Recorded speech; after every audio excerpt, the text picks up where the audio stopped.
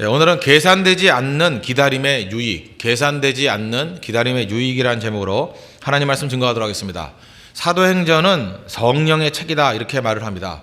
예수님의 승천과 동시에 이제는 성령이 주도권을 잡고 성령이 주인공이 되어서 등장하는 것, 이게 사도행전입니다. 성령이 모든 것을 규정하시고 모든 것 속으로 이렇게 스며들어가는 책, 그게 사도행전입니다. 그리고 또 실제적으로 교회도 성령의 임재와 함께 교회가 탄생이 됐습니다. 그래서 교회를 얘기할 때 성령을 빼놓을 수 없고, 또 교회마다 교회가 어떤 교회냐를 설명할 때 그 교회 속에서 일하시는 성령의 모습을 파악하지 않고는 그 교회의 특성을 이야기할 수 없다는 것입니다.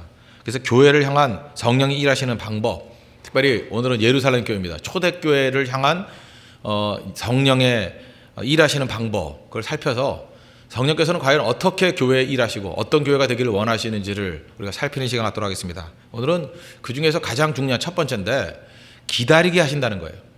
초대교회, 예루살렘 교회를 시작할 때 뭐 여러 가지 주셨는데 이제 며칠 동안 살필 겁니다. 그런데 예루살렘 교회에 주신 성령의 특징은 뭐냐 하면 백성들로 하여금 기다리게 만들었다는 거예요. 기다림이 중요한 거죠.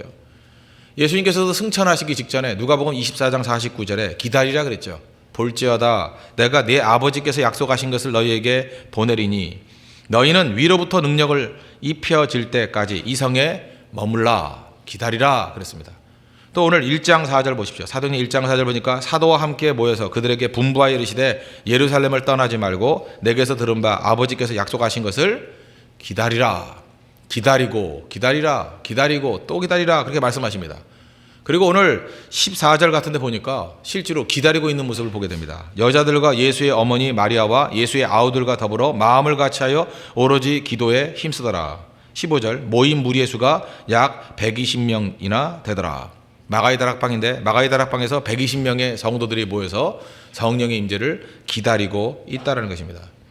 기다림이 중요하다는 거예요. 그래서 우리 모든 성도들은 성령과 함께하는 성도가 되기 위해서, 성령과 함께하는 교회가 되기 위해서는 제일 먼저 배워야 될 것이 뭐냐 하면 기다림의 영성, 이걸 배워야 된다는 것입니다. 기다림의 영성, 그러면 우리 무슨 인상을 받습니까? 그냥 인내한다, 뭐 기대한다, 이런 것만 생각하죠.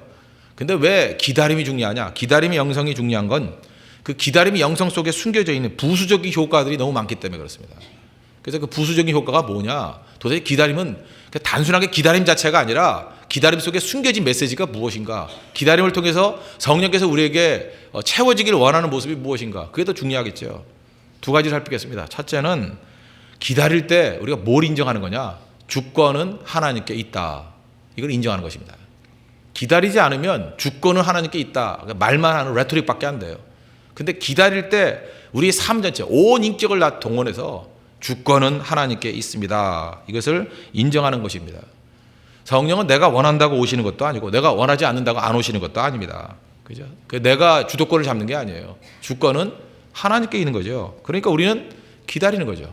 그러니까 기다리는 백성은 내가 주권이 있는 게 아니라는 거예요. 내 마음대로 되는 게 아니라는 거예요. 그래서 기다리는 동안에 내 자아가 다 깨져버립니다. 그래서 에고가 강한 사람들 보십시오. 못 기다려요. 기다리기 이전에 펄펄 뛰고 지가 다 해버리려고 그러죠. 에고가 강한 사람 그래요. 못 기다린다니까요. 그래서 내 자아가 깨졌는지 안 깨졌는지를 알 수 있는 건 뭐냐면 기다릴 수 있는가, 얼마나 기다릴 수 있는가, 그게 중요한 거죠. 우리 밤낮 맨날 그런 기도합니다. 하나님, 내 자아가 깨지길 원합니다. 뭐 깨트려 주십시오. 그럼 하나님께서 무슨 뭐 망치 들고 와서 깨트릴지 아십니까? 내 자아를 깨트리는 하나님의 방법, 성경 창세기부터 요한계시까지 쭉 한번 살펴봐요. 자아가 강한 사람, 자아를 깨트리는 방법은 딱 한 가지예요. 그냥 무한대로 기다리게 만드는 거예요. 기다리는 중에 다 깨져버립니다. 그래서 혹시라도 내가 너무 에고가 강하다, 내가 너무 자아가 강하다, 나는 깨지지 않고 있습니다, 그러면 볼 것도 없습니다. 주의 성령께서는 여러분들 하여금 기다리게 만드실 거예요. 심지어 뭐 아이 낳는 것도 기다리게 만드실 거고, 취업도 기다리게 만드실 거고, 결혼도 기다리게 만드실 거고. 왜 자꾸만 이렇게 오래 기다리게 만들죠?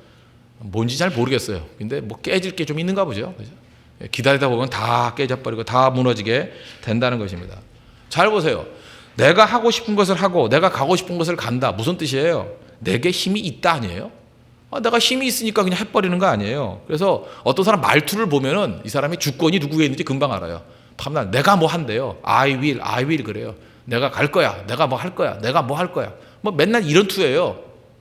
자아가 있는 거죠. 그런데 기다림을 통해 가지고 자아가 다 깨진 사람들 보면은 말투가 이렇게 바뀌어 버려요. 하나님이 인도하신다면, 하나님이 인도하시는 대로, 주님의 뜻이라면, 그죠? 주님이 말씀하시면, 이게 말이 바뀌어 버린다니까요. 말이 자기도 모르게 말이 바뀌어 버려요. 어투가 바뀌어 버린다고, 주어가 바뀌어 버려요. 왜 그렇습니까? 기다림을 통해서 주권은 하나님께 있습니다. 이거를 깨닫게 된다는 것입니다. 내가 힘이 있을 땐 내가 해버린다 그래요. 근데 힘이 없고 깨져 있으면 내가 뭘 할 수 있나? 하나님 나를 불쌍히 여겨 주십시오. 하나님 내게 임해 주십시오. 내게 명령해 주십시오. 그런 게 필요하다는 것입니다. 그래서 사무엘을 보십시오. 사무엘상 3장 10절 보니까 사무엘아 사무엘아 이렇게 불렀더니 정말 제가 볼 때 기가 막힌 대답이에요. 말씀하옵소서 주의 종이 듣겠나이다. 정말 하나님이 제일 듣기 좋아하는 표현이 이거예요. 말씀하옵소서 주의 종이 듣겠나이다. 주권이 하나님께 있습니다. 이거보다 더 강한 표현이 있어요. 우리도 이 말투 배워야 돼요. 사무엘의 말투 다 배웁시다. 한번 따라합시다. 그죠? 말씀하옵소서 주의 종이 듣겠나이다. 이거예요. 이게 중요하다. 기다릴 때 이런 일이 벌어집니다. 사무엘은 기다릴 줄 알았잖아요. 반면에 그 사무엘상에 나오는 사울왕을 보십시오. 사울왕이 왜 넘어졌어요? 넘어진 이유가 무엇입니까? 기다리지 못했어요. 조급함과 성급함. 사무엘이 좀 늦게 온다고 사태가 위급해지니까 조급한 나머지 제사장만 드릴 수 있는 번제를 자기가 나서서 드리잖아요. 뭘 못했어요? 기다림이 없죠. 기다림이 없다는 건 왜 그래요? 못 기다렸다 그게 아니라 그 내면 속으로 한번 들여보자고요. 사울의 마음 가운데는 하나님의 주권을 믿는 믿음이 없어요. 내가 해버린다는 거야. 내가 까짓거 내가 해버리지 뭐. 그죠? 내 자신이 충분히 하고도 남아 그 안에 그런 교만이 있더라는 것입니다. 그래서 사울의 인생 가운데 가장 큰 위기가 이때 옵니다. 사무엘 선지자가 와가지고 그죠? 질책하죠. 사무엘상 13장 13절 보니까 왕이 망령되이 행하였도다. 망할 짓 했다 그런 얘기죠.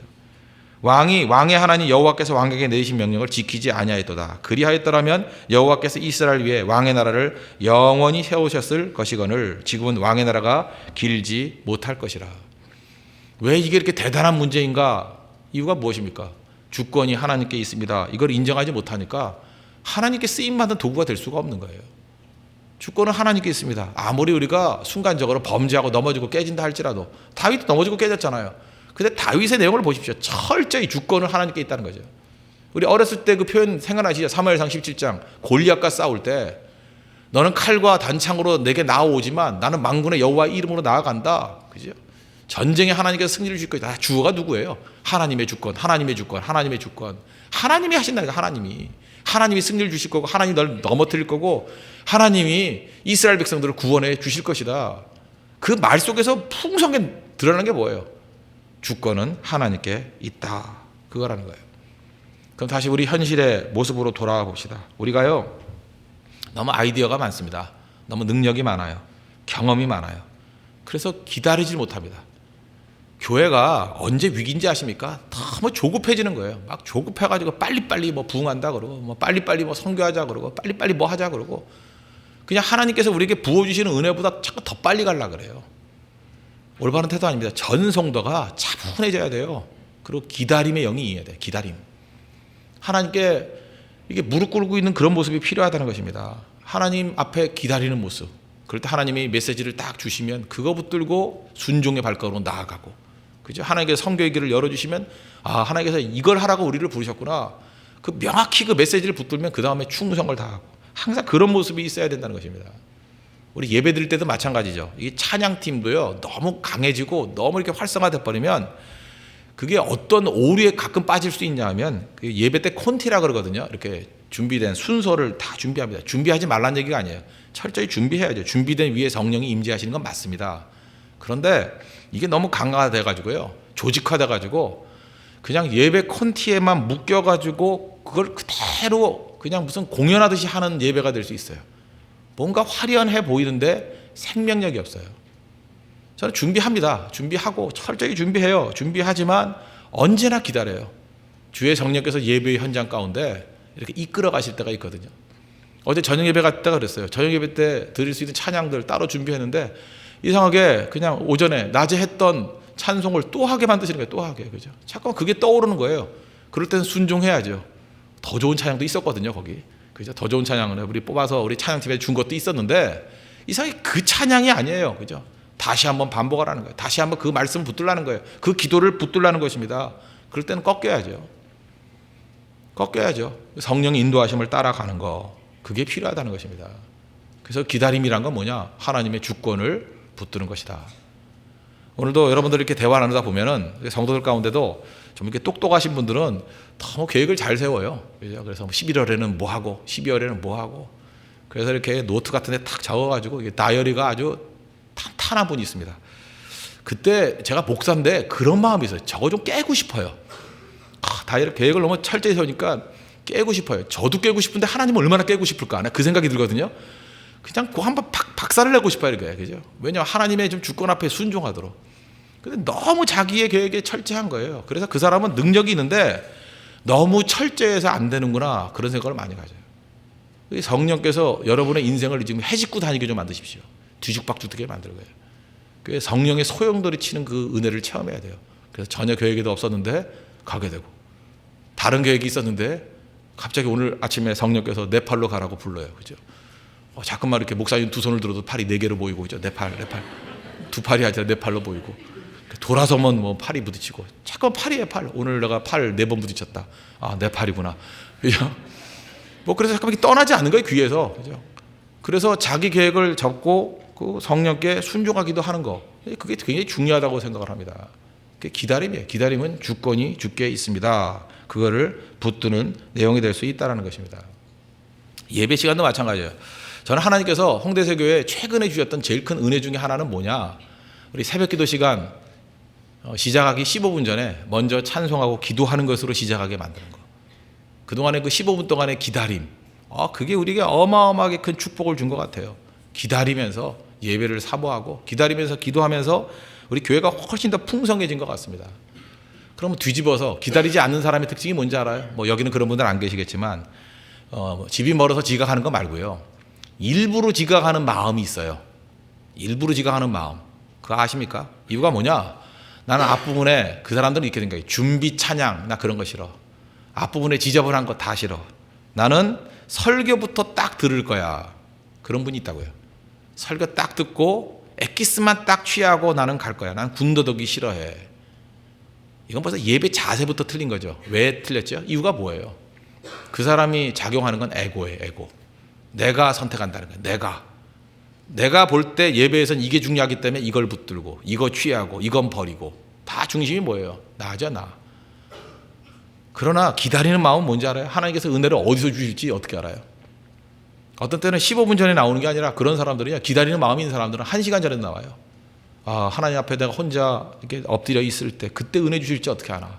기다리는 마음이거든요. 그때 은혜를 부어주실 수도 있고, 15분 전에 기도할 때 은혜를 부어주실 수도 있고, 또 어떤 때는 말씀 중에 은혜를 주실 때도 있고요. 말씀 끝나고 난 다음에 홀로 기도할 때 은혜를 주실 수도 있고, 기다리는 마음은 언제 역사할지 모른다고요. 그래서 그것이 하나님의 주권을 인정하는 가장 귀중한 모습이라는 것입니다. 이런 기다리는 훈련이 되면요, 사회적으로도 성공합니다. 이유가 뭐냐? 여러분 어딜 가든지 약속 시간에 일찍 가십시오. 일찍 가서 기다리면 나이가 많던 적던, 내가 지위가 높던 낮던 무조건 일찍 가라고요. 저는 옛날에 어떤 모임이 있으면 한 30분 전에 먼저 갔어요. 그죠? 어떤 목사님 만날 때도 30분 전에 가고, 어떤 사회적인 저명인사 만날 때도 30분 전에 가고. 그랬더니 어떤 현상이 나타나냐? 첫째, 무조건 겸손해 보여요. 미리 가 있는 사람은 겸손해 보여요. 겸손하지 않더라도, 아무리 교만한 눈빛으로 쳐다보더라도 겸손해 보여요. 미리 온다는 거 사실 자체. 그 자체가 상대를 존중해 준다, 그런 메시지를 주는 것 같아요. 겸손함 가지고. 이게 첫 번째 유익이고, 또 하나는 뭐냐? 늦게 온 사람은 미안하거든요. 그래서 만약에 그것이 어떤 협상하는 그런 회의라 그러면 무조건 양보하게 돼 있습니다. 팽팽하게 50대 모습으로 이렇게 긴장된 그런 의견들이 있죠.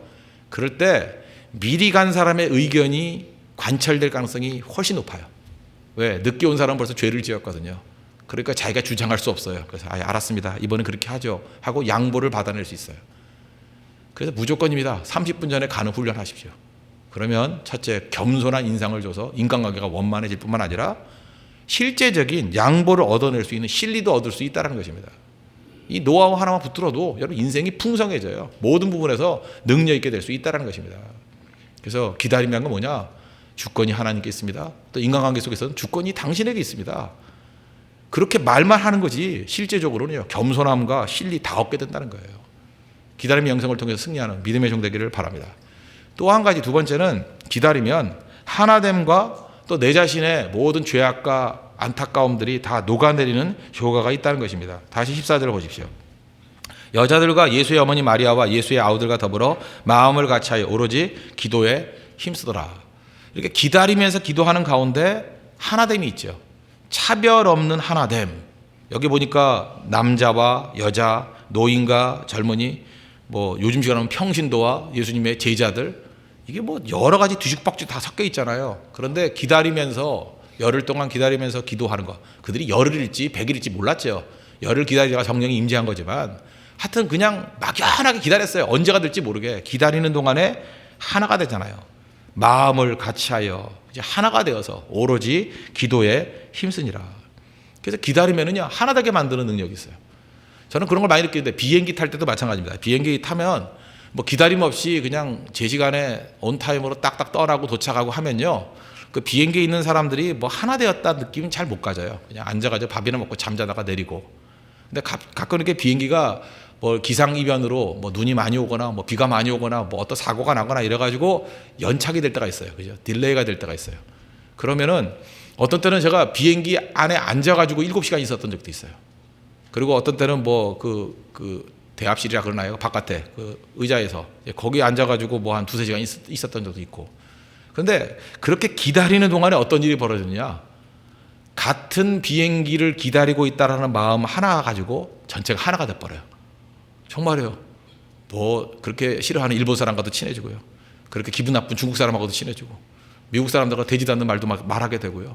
뭐 먹던 것도 막 나눠주고, 제가 그래서 과자도 얻어먹은 적 많아요. 그죠? 막 주기도 하고. 그 기다리면서 하나가 돼버리더라고요. 그때 제가 느꼈던 게 이거예요. 왜 하나님께서 우리에게 빠르게 일들을 진행 안 하고 이렇게 기다리게 만드시느냐? 기다림을 통해서 하나 되게 만드는 능력이 있다는 것입니다. 특별히 기도하면서 기다리면요 더 강력하게 영적으로 하나가 될 수 있다는 것입니다.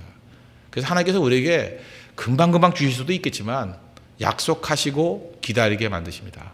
그리고 기도하게 만드셔요. 그걸 통해서 전 교회와 성도가 하나 되게 만드는 능력이 있다는 것입니다.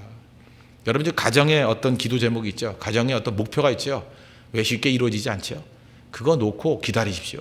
주권은 하나님께 있습니다. 그리고 기도하면서, 온 가족이 기도하면서 기다려 보십시오. 그럼 가족이 하나가 돼버려요. 가족이. 저희 가족도 우리 지금 막내가 이제 입시를 앞두고 있지 않습니까? 거기서 그러다 보니까 우리 가족도 점점 하나가 돼가는 것 같아요. 기도하면서 붙게 해 주십시오. 하나님 뭐 길 열어 주십시오. 뭐 발표 날 되면은 다 두근두근하는 마음으로 하나님 이끌어 주십시오.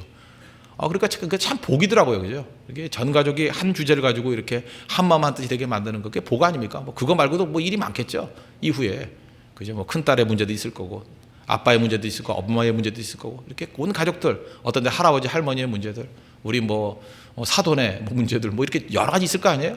그런 걸 통해서 기다리면서 이게 하나 되게 만드는 능력이 임하다라는 것입니다. 우리도 기다림을 통해서 하나됨을 누릴 수 있는 믿음의 종교이길 바랍니다. 또 하나, 기다리면서 우리 속에 있는 죄악들 이런 게 다 녹아내린다는 거예요.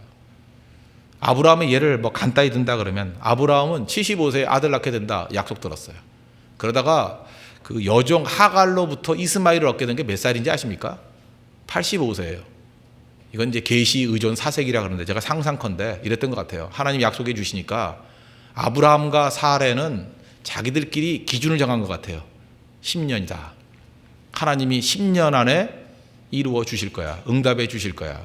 하나님이 10년이란 말 한 적 없거든요. 근데 우리는 자기 멋대로 어떤 기준이 있어요. 여러분 그런 거 있잖아요. 뭐 금년 안에 결혼합니다. 뭐 이런 거. 그죠? 하나님 한 번도 약속한 적이 없는데 뭐 10월이니까 12월 안에 뭐 이렇게 자기 기준이거든요. 그러니까 하나님의 뜻을 기다리는 것이 좀 있어야 되는데 그게 없고 자기 기준이 있어요. 딱 떨어지니까 십진법이니까 10년인 것 같아요. 10년 동안 아들이 안 생겼어요. 그러니까 자포자기해 버리잖아요. 어떻게 해요? 인간적인 방법을 사용합니다. 기다리면 바로 이런 거를 깨버리는 힘이 있어요. 사실 뭐 나이 30이나 나이 40이나 이렇게 그 10단위로 변화되는 거, 그 우리 개인들에게나 의미 있지 하나님 앞에서 아무 의미가 없거든요.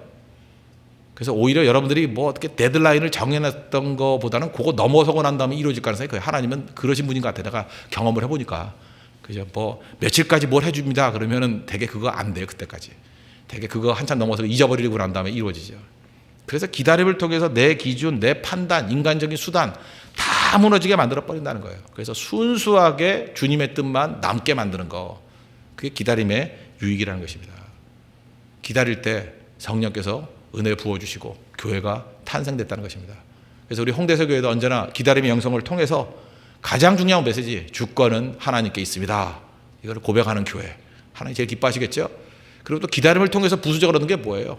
하나됨의 능력을 체험하게 될 것이고, 또 기다림을 통해서 내 속에 있는 잘못된 자기 기준, 아집, 뭐 어떤 속성들, 뭐 어떤 터부들, 이런 게 다 깨져버린다는 것입니다.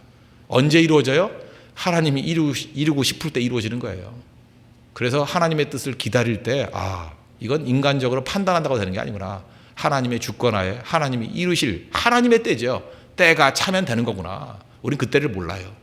인내하면서 주님을 기다릴 때 하나님께서 반드시 우리에게 좋은 것으로 제일 좋은 타이밍에 주신다는 것입니다.